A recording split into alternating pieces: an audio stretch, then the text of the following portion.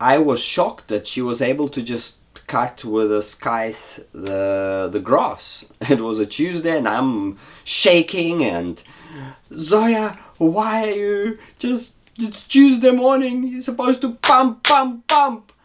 And you're just so relaxed in the garden and she's cutting calmly. And that was our first video. Just feeling of calmness and tranquility, like, yes, inner peace.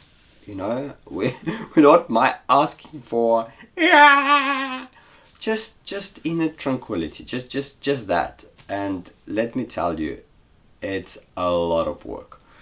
Hello friends, so it's been a long time coming that I've been wanting to start sharing with you everything that Zoya has learned and everything that I have learned in terms of consciousness integration. Right now the world is chaotic and a little confused in many ways. I believe we have some solutions that are very much needed at this time.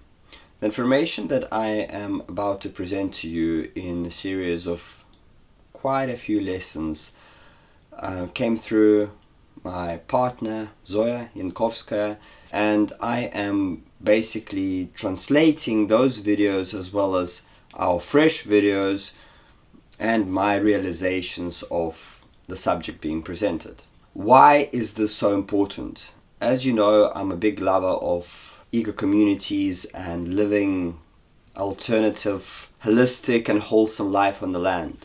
After much research, I have realized that it's not possible at the moment, and after seeing many broken communities, people that leave their food forest gardens, their permaculture ponds and dams, and they run back to the cities, I wanted to find out why with all the amazing ecotech and all the amazing research and everything that people know, why are we not able to thrive on the land? Recently, having watched the movie Thrive, I was very inspired, and just like many other movies give us a lot of inspiration, but nobody really talks on what does it really take to thrive on the land. And unfortunately, everything that's being presented out there, and I mean most of it, is not where we can find the thriving.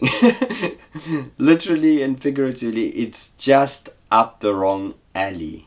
We're looking for eco-technologies. We're looking for some external factor, some proper law, regulations, something out there, externally outside of us, that's going to make us thrive in nature, in unison with other people. The truth of the matter, we're not. Nothing externally is going to take us there.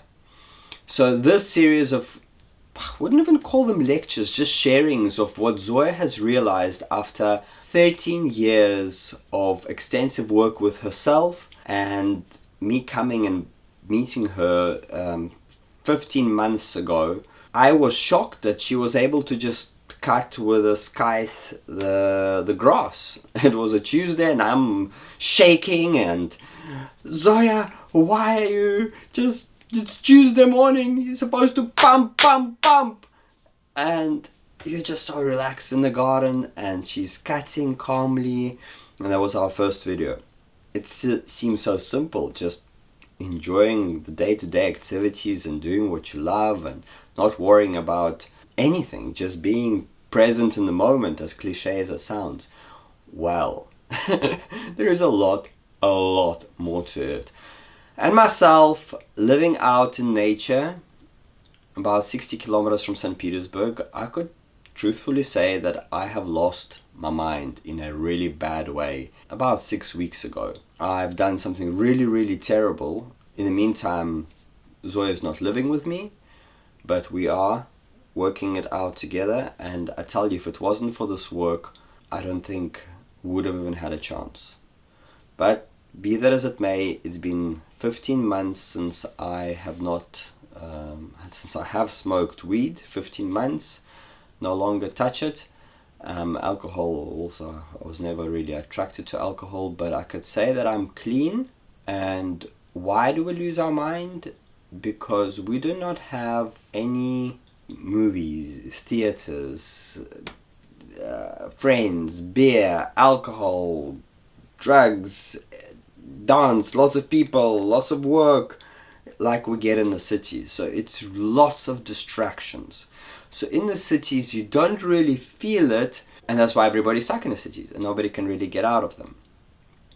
So what does it take to live in nature? Never mind thrive, but just to have this that feeling of tranquility that we're all searching for, that we are longing for, just feeling of calmness and tranquility, like, yes, inner peace. You know, we're not asking for just inner tranquility, just that. And let me tell you, it's a lot of work. So if you want a quick pill and pop this and pop that and you'll feel just fine, this channel is not for you. However, if you would like to slowly but surely, through self-work, taking accountability and full responsibility for your emotional state and how you are in this world, if you want to take full responsibility and you know that you are the one that is in charge of your life, then welcome. So we're accustomed to think that emotional pain is something that comes externally. So we are here at point A and we're going to point B, and when we reach point B, let's say it's not meeting our expectations, and that's causing some aggravation and emotional torture. So emotional pain is very much linked to us creating it on autopilot mode because of our settings that have been implanted into us from the very youth and reinforced throughout our lives. So as we go along this journey, you're going to realize that we'll need to change everything in our lives, and I mean everything. Aho to the beautiful journey.